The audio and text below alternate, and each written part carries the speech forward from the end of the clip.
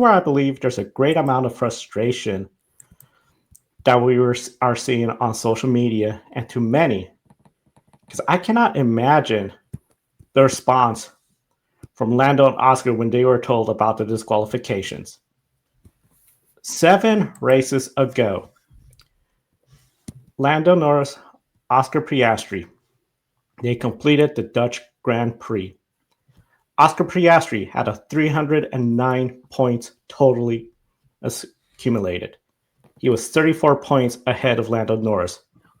104 points behind Oscar Piastri was Max Verstappen, with a brand new team principal after Christian Horner got fired. So many people, just about everyone, thought it was over. Oscar had 7 wins, a podium in every race except Canada, where he finished 4th, and Australia, 9th place finish. So still, perfect point scoring record. Lando Norris had 5 wins, but 2 races with no points scored. Max Verstappen only had 2 wins, 6 podiums, and 1 retirement at Austria, the Red Bull Ring, a track Red Bull is known for success. But since that Dutch Grand Prix, 7 races later, only 1 podium, and now 2 Grand Prix where Oscar Piastri did not score any points. Lando Norris, 2 wins. So in that 7 race window, podium in every race except Azerbaijan, the Baku Street City circuit, and now Las Vegas. And again, you have Max Verstappen.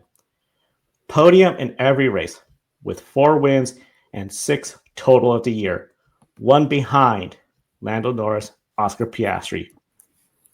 McLaren has choked away their advantage to Max Verstappen and Red Bull. And give credit to Max Verstappen and Red Bull. Mercedes and Ferrari had the same opportunities to try to catch up, but they have not capitalized as much as Max Verstappen and that Red Bull team. And McLaren, what were they doing? Papaya Rules supposedly means equal treatment for both drivers.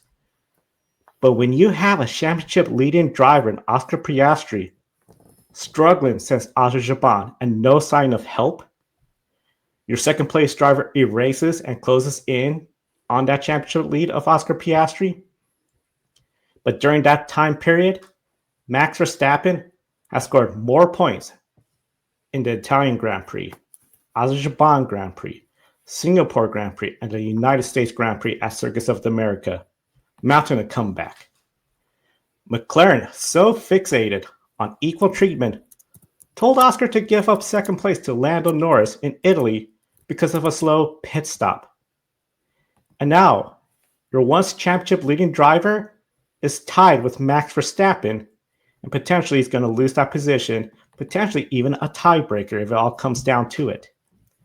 Lando Norris is now 1 DNF away from losing the lead. Max Verstappen is defending winner of the Qatar Grand Prix, the next race weekend, where he could sweep this Grand Prix and sprint race weekend. And when he needs to, he knows how to win at Abu Dhabi.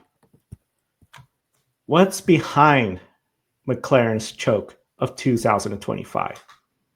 Is it the inability of leadership to say Oscar won the Dutch Grand Prix? 10 races are remaining. He's getting the preferred treatment. Is that too hard to say for the leadership there? Is it the contract situation where both drivers clearly do not want to be that number 2 driver? Is it Andrea Stellis cracking under the pressure and rumored to be going to another team?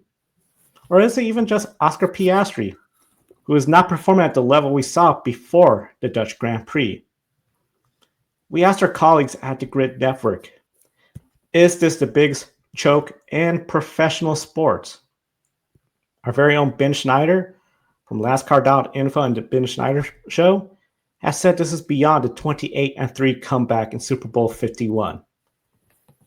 Matt White from the Grid Endurance Performance Index compared this to 2007, when McLaren allowed Kimi Räikkönen to steal the championship when Fernando Alonso and a young Lewis Hamilton lost grounds due to their infighting and mistakes. But there was also the 2007 Spygate scandal involving McLaren that resulted in disqualification from the year, and Alonso left for Renault.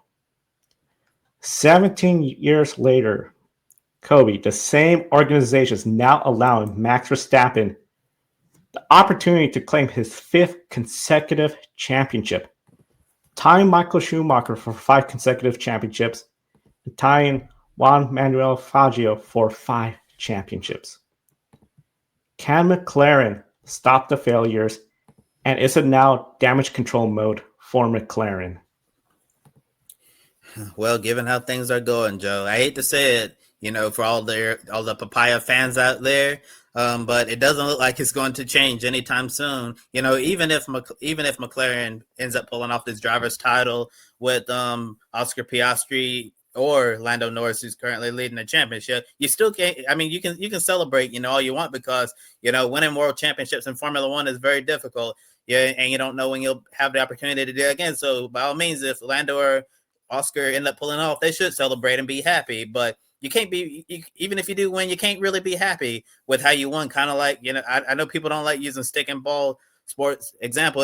At this point, it's kind of like getting an ugly win. Like it's like I won 20-17 or whatever at a last second field goal, but we played horrific. Like we played a really ugly and sloppy game. So many things went wrong. Execution is not there. You're not playing complement. You're not performing in a complimentary manner, and it's just completely ugly. But you still end up winning, the granddaddy of them all at the end of the day. So yes, it's a good result, but you still can't feel really happy with everything that you've done. And Joe, you asked a lot of really good questions about what's behind, McLaren, completely falling apart down the stretch, because this should have been the year of McLaren. This should have been the year where they took control of Formula One with Lando and Oscar, and just completely run away with this championship. But yet, despite all the issues going on, the biggest thing is I think McLaren is they're beating themselves, because they're really taking themselves out of the equation here. And they better hope, time runs off the clock here. They better hope that they make it through the Qatar Grand Prix and Abu Dhabi Grand Prix unscathed and ahead of Max Verstappen, because if they have any slip-ups, just even a tiniest slip-up, Max is going to be there. And he's going to take advantage.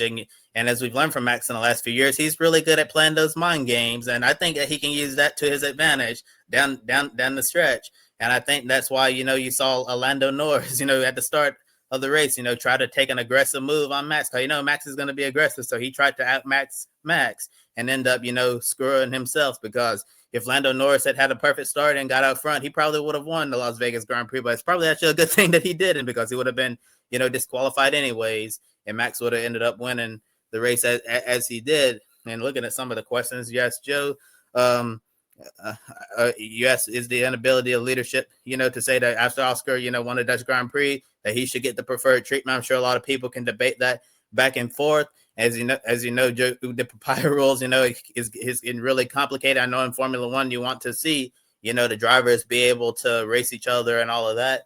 But you also have to wonder if, at the point Oscar was in control of the championship, should they have, given him priority? And, obviously we're never going to know the answer to that question. And I know I see a lot of Australian fans of Oscar Piastri. I've read their comments on social media. They're very upset. They feel like that Lando Norris is a favorite of McLaren, and that Oscar, is just, not he's not getting the preferred treatment from the team. And if you're watching the Formula One pre-race show on Sky Sports F1, they were interviewing Oscar before the race, and you could tell he kind of, just shrugged his shoulders, and he's like, it is what it is.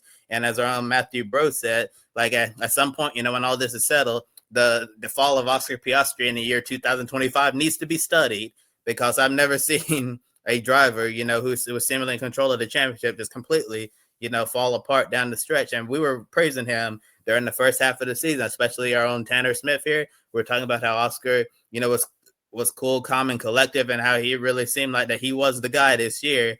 And now it seemed like, he's completely, flipped the script in a negative manner, and that he's not that, guy that we thought he was, that was potentially, just fool's gold from Oscar Piastri. And it's just been really crazy to see, him just fall apart from a performance standpoint down the stretch. And I really do wonder what has happened to Oscar, because he was really killing it early on in the season, and now he's gone ice cold. It really seemed like that he's peaked too soon.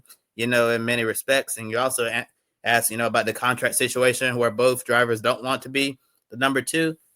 And I think Oscar, you know,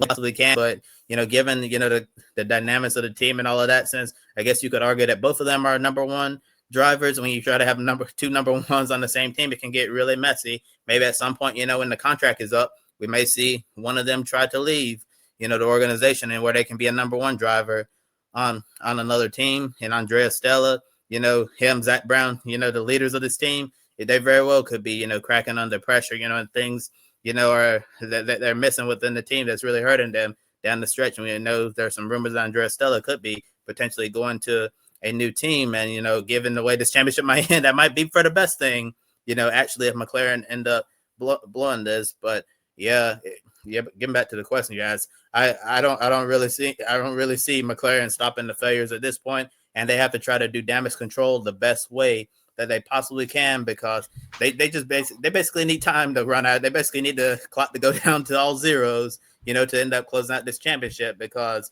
given what we've seen in the last handful of races in the second half of the season, they very well could blow this, and it's going to, you know, be a very, very sad, you know, and bad day, you know, back in the United Kingdom if McLaren blows this championship. I just can't imagine what that would even be like. Even right now, you hope, you know, for their sake and sanity, that they can pull it off. But Joe, can you imagine on our wrap-up show in just a couple of weeks' time, we're talking about Max Verstappen, 5-time Formula 1 World Champion, McLaren drivers led the entire championship from beginning until almost the end, and then they blew it in the last race. Could you imagine what all the headlines would be like?